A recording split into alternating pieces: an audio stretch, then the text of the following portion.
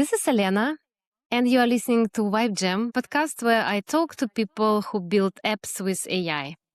And today I'm joined by Felix, a Berlin-based product designer, formerly at Revolut, and now head of design at GetSafe. Felix is obsessed with building simple, human digital products. And this episode, we will dig together into how he used AI to build a native iOS app on Swift, which is called Still. So, Felix, welcome. Yes, hello. Thank you for the kind words. Yeah, looking forward to the conversation. Yeah, absolutely. But to kick it off, I always ask people what it is vibe coding, because this is a relatively new term. And for every person, what I discovered is quite different, a definition of this term. What it is for you? Yeah, it's a great question. So I feel like the term very much evolved, like let's say 1 year ago, in that sense, where it was in everybody's mouth and everybody was vibe coding something and trying something. So initially, to me, it felt like a playground, right? It's like, okay, I can just prompt stuff and I can have fun building something. If it works or not, if it looks good or not, I don't know. Yeah.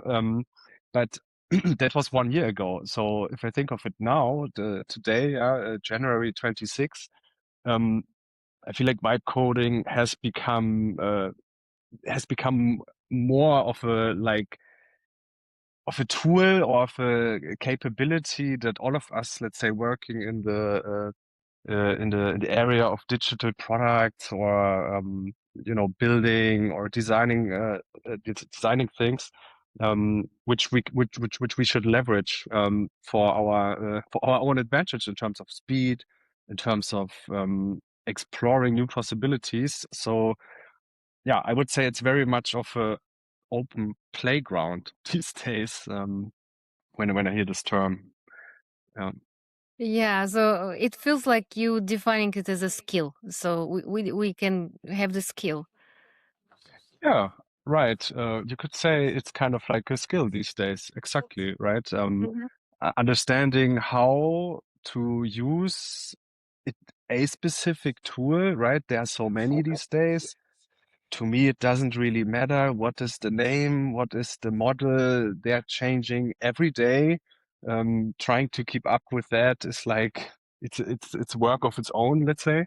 Um, so having just the skill of being able to um, understand, like, oh, I have an idea, I want to do X, or you have a business goal, yeah, or you have a task, or you get assigned to achieve X, Y, Z, and if you can transfer that immediately into thinking of, okay, I assume there is a tool that could help me to do X, Y, Z, and I know how to find it. I have a rough idea of how to use it, and then I'm just getting started to explore it. And I think, yeah, you could say that's kind of a skill these days, which is just evolving, let's say.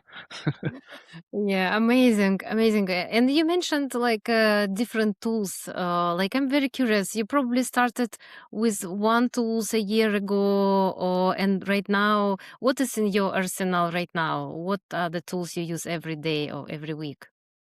I mean, yeah, we don't need to talk about GPT. I feel like this was the starting ground for many. Yeah, it's like normal these days, I would say. Only with like text out in and output, let's say, for questions or for and more complex things or advancing or structuring your thoughts. So that's a given. Um, and then as of my background comes from a design perspective, last year we spent lots of time looking into image generation, yeah, Perplexity. I think it was called Dreams dot. I need to look it up the exact name. Yeah, so there was so much happening in that area. We kind of stick to Visual Electric last year, which was great for image generation, which we also used, for example, at our work at GetSafe these days in for production ready designs, let's say.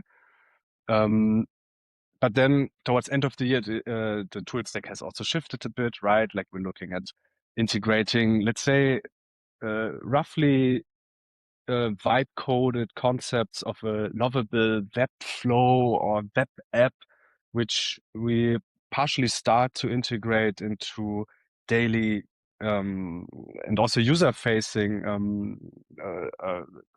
production environment, let's say. And yeah, so I mentioned lovable, then I would mention, of course, Claude Code, exploring all the different MCP options that our existing SaaS tools have added in, let's say, the past months or past year. Yeah, they were opening up the APIs and etc. etc.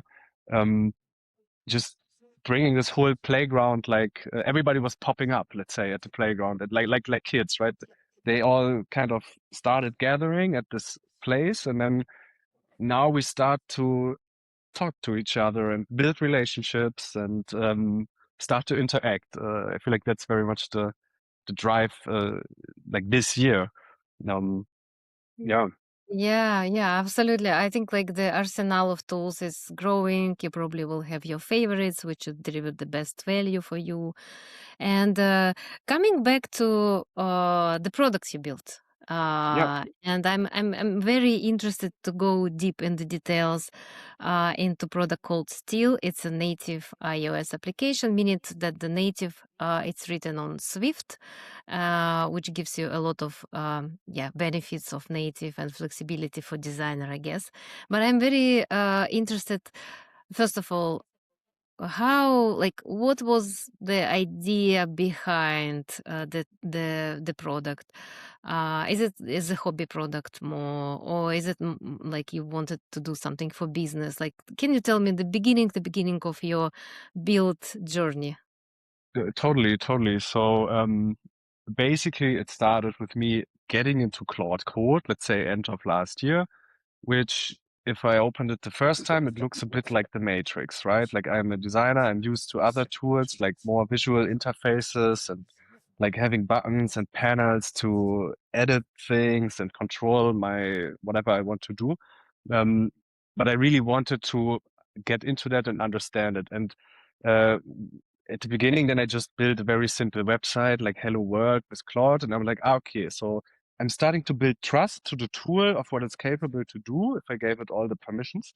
Um, and then there was Christmas holidays, and I set myself like really this goal in the sense of like I really want to ship something end to end. Yeah, I not because of the thing itself, but I've been working in design for like 10 years and across different companies, and the team sizes in such startups or grown-ups, they had, of course, always varied, but it always needed like, a handful of people. And let's say I was always able to imagine and create anything that I could think of in Figma, but getting it out of there, getting it into the reality is or has always been a collaborative teamwork approach. And you needed resources, you needed developers, you need time, you need lots of things to come together to really bring it into the reality. And then as I started to understand what I can do with Claude and that I can just tell Claude what I would want it to do, and it knows the technical parts, or it can research it, etc., etc. That was for me, that was really a breakthrough and clicking moment because um, it allowed me to think of concepts, for example, Still, which is a very simple app, right? The concept is very simple. There's not much that the user can do, etc., etc. But it was more of like I wanted to go through that whole process of like being able to ship something as a solo builder, as an individual, yeah, without that was an amazing feeling because then at the end it doesn't really matter what exactly it was, but just the fact that I realized it is possible today, and it is also possible very fast because it was effectively 2 weeks to release it. It could have been one also, but that was just me probably over engineering certain parts of that.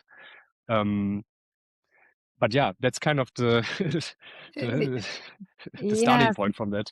Yeah, amazing. So you basically like tried to understand, can I do it myself without developers with a Claude Code, which is like a very specific interface. I was struggling to adopt it for quite a time, but once you are there and once you overcame this barrier of like this specific kind of type of interface, you are into this, and it's like it's a magical experience. I like it so much. I totally understand.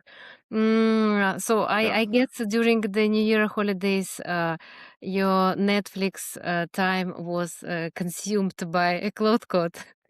exactly.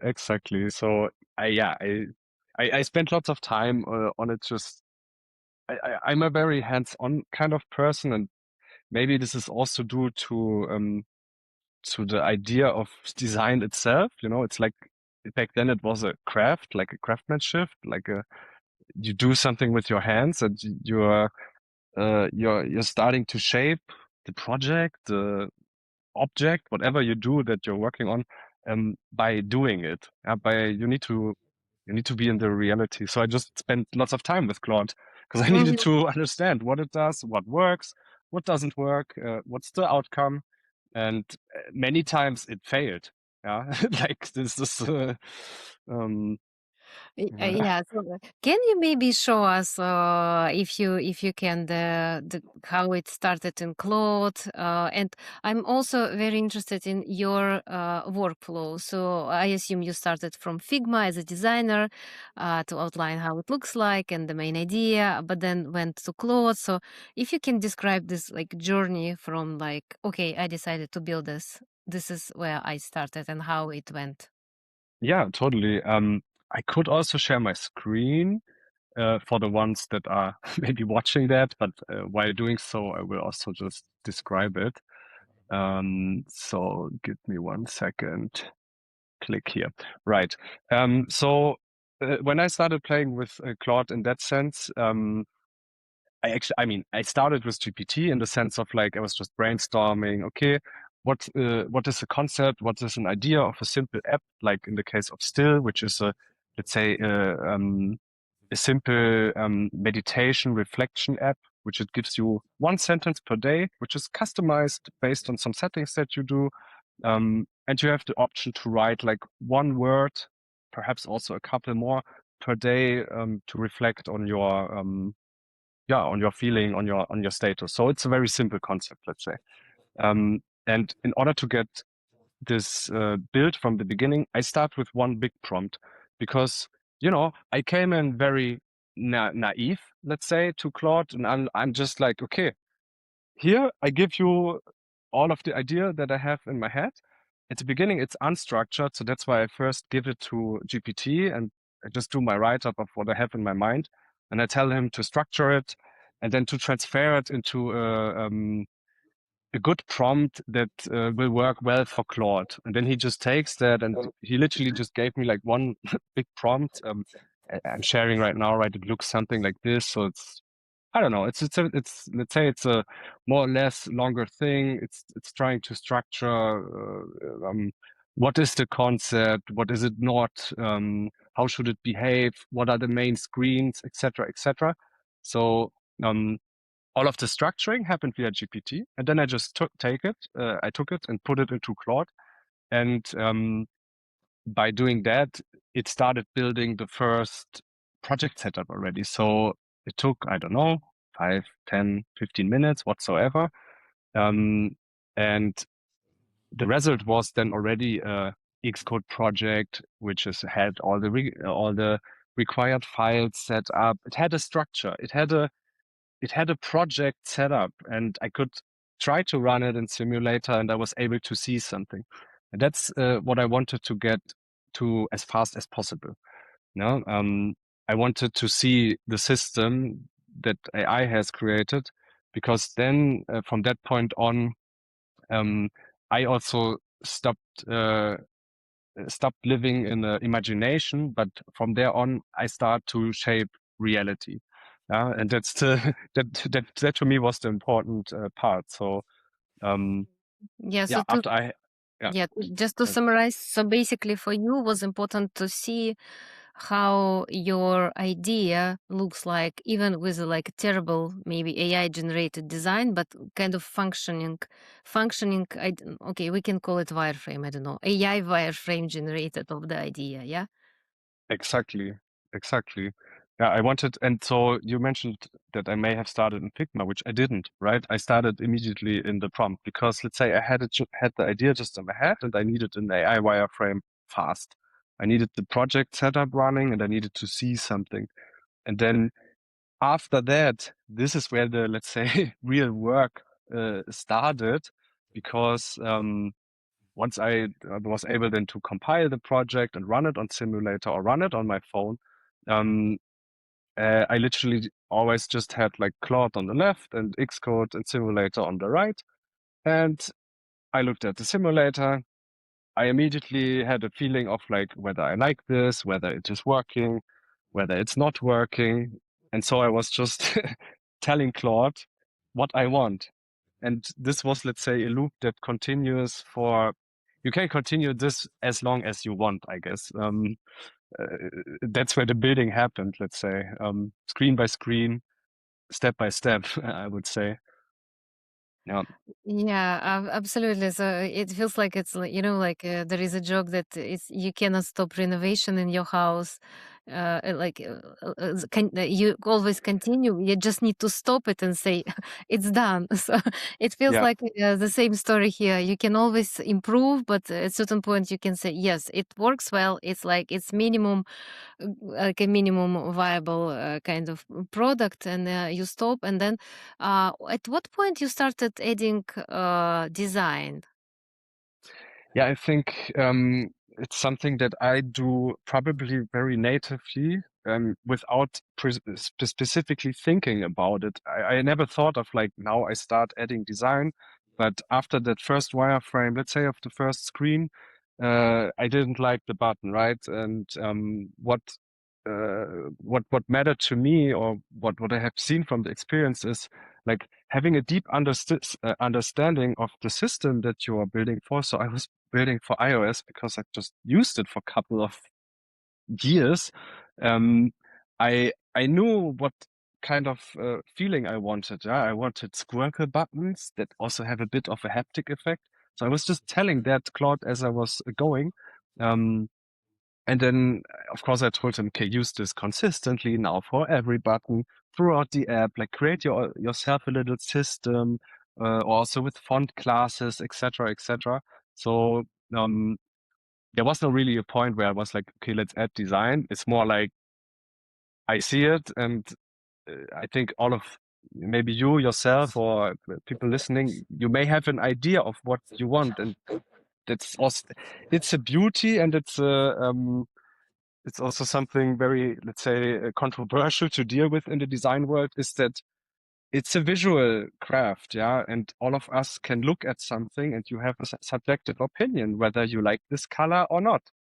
Maybe Yeah, you cannot describe it, but you may have a feeling to it, and yeah, that's also what I did. I was yeah, just telling. absolutely. But did you went to Figma at all, or you just stayed in Claude and prompted all in Claude? With this project, I didn't really went to Figma at all. Yeah, I mean, I went to Figma to create assets like App Store screenshots or uh, um, I mean, not even the app icon. Yeah, the app icon I also asked Claude to generate it because it's very simple. It's just a black dot on a white background. But why do I need to generate it in Figma? Yeah? He can just do it himself. Um, so yeah, no, not Okay, Figma, not at all. amazing. This is very unexpected for me because I was expecting you picturing everything in Figma because the app, and maybe you can also share the screen in App Store how it looks like. It looks amazing. It's very like an app with design touch, definitely. But then I guess probably you spent quite a time to send a very specific and very fine-tuned design prompts to Claude. This is very true. Yeah. So what I have experienced, so I'm sharing here the App Store page, right? You see a couple of screens. It's a very minimalistic app, let's say, the way it looks. Um, but yes, indeed. I've went through a couple of iterations, screen by screen, by just telling Claude, like, for example, here's a structure of like dots which are representing days of the year. And at the beginning, I didn't like the headings and margins, let's say, between them. Or I don't know, there were maybe 20 or 25 dots per row, which is way too small for somebody to click it, or it looks very noisy, or very yeah, too much cluster. Um, so of course I really had many fights with Claude on like do exactly what I imagine. And I think the important thing here, or what was a learning for me here, is that you need to be able to express your, let's say, if I say design wishes into words. You need, or it even gets more important if you think about animations. In version 1, there were no animations in the app, but then I wanted to add animations, and I really need to describe the sequence. I'm basically telling Claude what I would do in Figma. In Figma, I would put screen by screen and I would think about it and I would see it in front of me. But in my case, I didn't need that because it was in my head, but I needed to translate it into words. And I think that's maybe a skill which people from different backgrounds bring different expertise to vibe coding. I'm coding from a designer's perspective. A developer would maybe focus more on, I don't know, architecture or model, or whatever it might be. Yeah. Yeah, absolutely.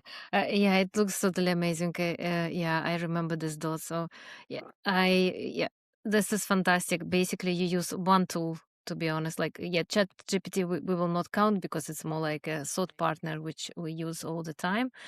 Yeah, and then prompting, and like, if you think about why native, like, why iOS native, because probably on React you can build it not in 2 weeks, maybe one day.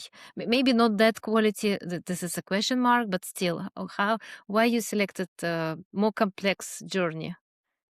Yeah, I mean, I if I look at mobile apps these days, Android or iOS, I think the beauty of solutions that you or we create for any user or consumer in that sense, um, could really come from a deep system understanding of what and whom you're building for.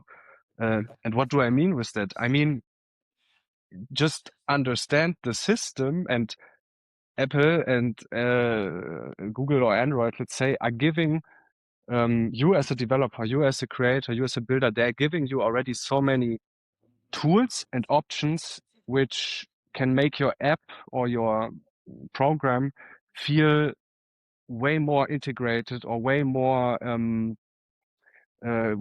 native in terms of an experience, which I thought it would be harder to achieve with React Native, because then I always needed to have the bridge of like, um, yeah, certain things might not be compatible with React Native yet, and it becomes harder to build. Example is like widgets, lock screen widgets, haptic feelings, all kinds of, let's say, native features that the system provides to you as a possibility. I wanted to leverage this. That's why I choose iOS in the first place. Yeah. Yeah. Yeah, I'm also very biased towards native. Yeah, this is like I am unfortunately I see the difference in these micro delays, and it's a kind of curse. Then you see the app which you probably like, but you still feel kind of uncomfortable in such a deep level, which you cannot describe to normal people. Yeah, so I can totally understand this decision. For the people who'd like to build a native app with Claude Code, what would be maybe your advice, mistakes to avoid, some learnings that you had in your journey for this? Yeah. I mean, I feel like just be open to like failing also with like prompts, or like being comfortable of like spending a bit of time of like re-prompting and reiterating on things. Um, what I would do different from if I were to start now building something is uh, so understand the GitHub workflow, because at some point I lost like some version and it was just gone. I don't know because I didn't save it, or Claude was just overwriting himself. So then I started using GitHub so I can properly store my versions and commits. Very helpful. Yeah, very basic for developers, I assume. Um, then also when it comes to debugging, so doing these little reprompting and figuring, um, ideally, I would want Claude to just test and read the console logs and do regression testing himself. He always told me that he did that and he was trying to, and it works, but then I tested myself and it didn't work. So I asked him to put like visual debuggers on the screen, or visual, like very clear output into the console. Because it was very hard to find certain things that didn't work or that looked wrong or that behaved wrong in terms of its interaction without giving him some number output. So the topic of debugging somehow is, I think it's very interesting. Um, and yeah, genau. So it was GitHub, it was debugging, of course, testing on the device. Yeah, regression testing. If I were to start now from the beginning, I realized, right, like I went from version 1 to version 1.2, etc., etc. And in between, he changed something in some system or structure that then broke something out, which I didn't have regression testing set up or anything. But if I were to do it now, I would ask him to set that up from the beginning, and that he checks himself all the time, that he's not breaking uh, stuff which we have fixed before already. So that was kind of annoying. Yeah.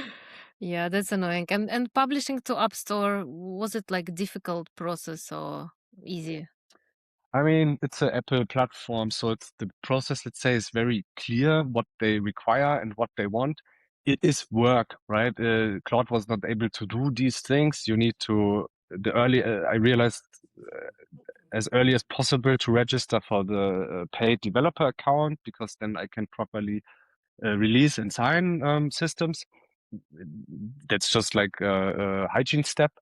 Um, and to be honest, most of the questions or fields or things that you need to provide and that you need to give answers to when releasing an app, I just asked GPT to help me to define what exactly I would need to answer, what it recommends me to put at certain places. And then, yeah, you just be structured, right? It's like filling a questionnaire. You need to think about the answers, brainstorm with them, and then just hit the button at some point. Yeah. Yeah, Yeah, fantastic. It feels like we have no barriers. So you just need to be able to read and ask proper questions, and then you can do whatever you want. exactly. You're saying it quite well, right? Like you need to be able to communicate with Yeah, that's all. with the tool and with the world. Yeah. Yeah. Oh my God, this was amazing. You told such a story. There are so many insights for me myself that the designers actually can do fantastic apps without being in Figma and just being on Claude and release it in App Store. So yeah, and right now, how the users who are listening to this can help you, and also, I'm very curious, what is next? Maybe you have the next idea, the next big thing that you'd like to exchange your Netflix time to? Yeah, great question. I mean, anybody listening, you can try out the app, and happy to share any feedback, because I'm literally looking at it and I'm trying then to fix it. I can post the link. I shared with you, Elena, then you can know where to put it. Um, and besides that, I mean, what now becomes the interesting part is that was a very simple app and system, right? There was no backend needed, etc., etc. The next step is obviously to scale that into teams and into production work. Let's say businesses or companies or apps that have more complex system and processes, etc., behind whatever we're doing. So getting into the production playground with such capabilities. That's what we're exploring right now with GetSafe, of course. And in terms of next ideas, I mean, it could be anything, right? There's nothing concrete. I'm just thinking about it on the side. But one last point I want to make is when building becomes so simple and so easy with AI, the next question to me, I realized, is with your products is distribution. Because you can now build something, but if nobody knows about it, well, maybe you just build it for yourself, also good. But if you want people to use it, the question is Yeah. distributing it. Yeah, distribution is a huge topic, and yesterday I watched the A16Z statistics on the rise of App Store submission apps. So basically, for starting from February last year, the submission of App Store application rise like 30% or so. It was like a relatively dramatic growth, and I imagine it will only grow more. And it was already, the App Store is such a polluted place, to be honest. It was already like not the great place, and right now discoverability in App Store and distribution is a huge questions. Nobody knows how to solve it, but I think like step by step we just need to be able to build, release. Fantastic if you have already your distribution channel. If not, B2C apps, my personal opinion is, it's quite difficult. Even if you have fantastic product, it's so difficult to make it. Yeah, the awareness of this product for other people, you just need to invest a lot in different kind of channels. So yeah, that's challenging part of our vibe coding realities.